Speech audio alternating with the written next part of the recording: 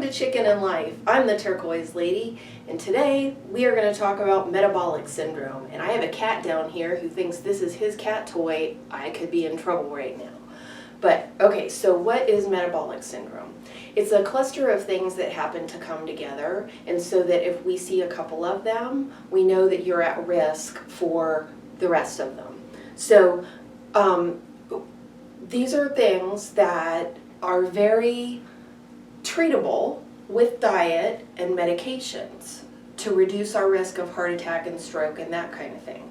So we have central weight gain, which puts us at risk for diabetes, high triglycerides, high blood pressure, high cholesterol, and low healthy cholesterol.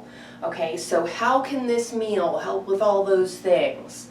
So the first one, central weight gain. If we're sticking to this kind of meal and we're going low on the amount of healthy fat and just having a small amount, then we're going to reduce calories. So that's going to help us reduce weight gain. Contrary to popular belief, it is not, in fact, a beer gut. Some people just have genes that make it go there. I, for instance, have genes that make it go there. Darn it. I mean, it is what it is, right? So what we can do is eat as healthy as possible. So it helps us control these things. We control what we can control and let go of what we can't. That's what I would say. Okay, so diabetes. So if I'm looking at this part of the plate, I only have a quarter of the plate that's carbohydrates. Carbohydrates are the foods that break down into sugar and get released into the bloodstream so our body can use them as fuel. So these are the carbohydrates. The non-starchy vegetables are not carbohydrates. They're not going to make our blood sugar go up. These walking, swimming, or flying proteins are not carbohydrates. They're not going to make our blood sugar go up. They're proteins. So then the calcium source, so if I had a small 8-ounce glass, which is 1 cup of milk, that's a reasonable amount of carbohydrates to have with this limited carbohydrate meal to help with the diabetes part. If I had just a little bit of fruit, like say a half a cup to a cup of fruit or a small piece of fruit, then that could be something that's part of this meal that's moderate in carbohydrates, and so we're still okay. We're still not making our blood sugar go up too high. The fat, not going to make our blood sugar go up. So if you have a little bit of ranch or vinaigrette, or you have, let's talk about, asparagus, and you have a little bit of tub margarine, though I think oil on there, like roasting it, delicious. But yeah, the fats do not make our blood sugar go up, so that's the win there. So that's diabetes. So high triglycerides, we're limiting the amount of carbohydrates. I would say have the white stuff as rarely as possible, and I'm not talking about cauliflower. Cauliflower is good and good for you, but rice and pasta, especially the white stuff, we definitely want to limit the amount of that because those can contribute to higher triglycerides. If we have sugary beverages like sodas, sweet tea, juices, those are things that can contribute to high triglycerides. Desserts contribute to high triglycerides and also high blood sugar, so please be careful with those as well. They're simple carbohydrates. Again, the carbohydrates break down into sugar and get released into the bloodstream so our body can use them as fuel. Okay, so that's high triglycerides. Also be careful with alcohol with high triglycerides because any kind of alcohol, beer, whiskey, brandy, whatever, if you have more than you need, it can turn into high triglycerides, okay? So I would say that's 1 drink a day for women and 2 drinks a day for men is going to be kind of that max safe place to be. I would look up what constitutes a serving. What is a serving of alcohol? And it'll tell you. So high blood pressure, that extra alcohol can also make our blood pressure go up. The good thing about this is that what I'm showing here is whole foods.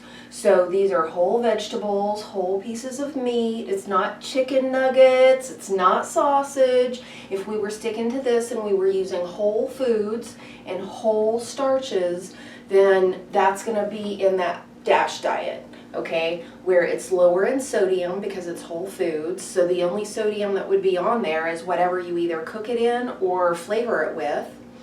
And then the good thing about the whole foods is they have a lot of potassium in them, and potassium has been shown to lower the blood pressure. So again, we're going back to a diet that's going to help us manage our weight, so that helps us manage our blood pressure, okay? So it's also got that going on too.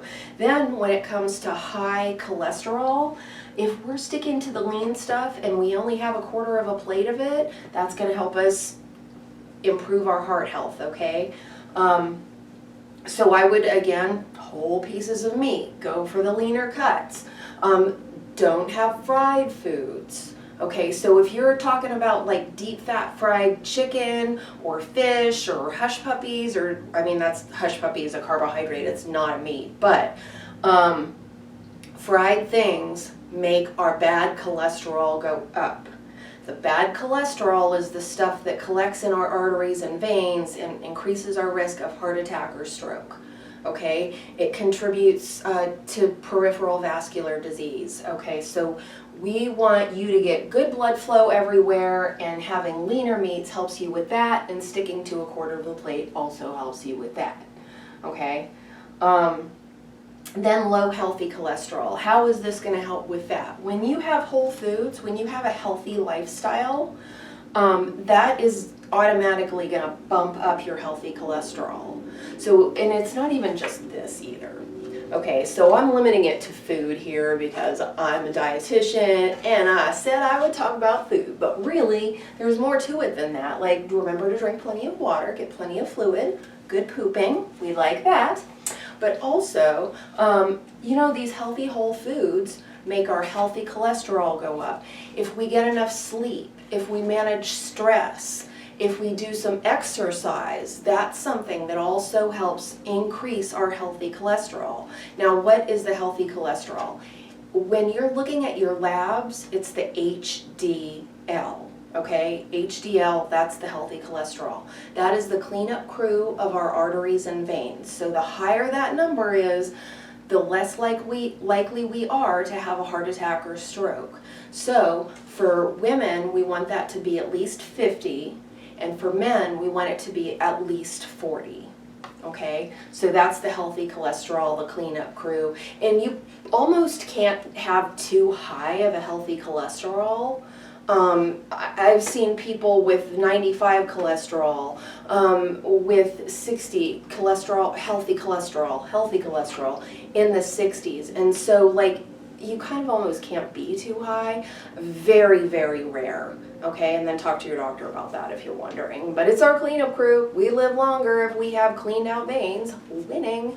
So this is Adrienne, the turquoise lady with Chicken and Life. Thank you for listening. Remember to like, subscribe, and ring that bell. Have a good day.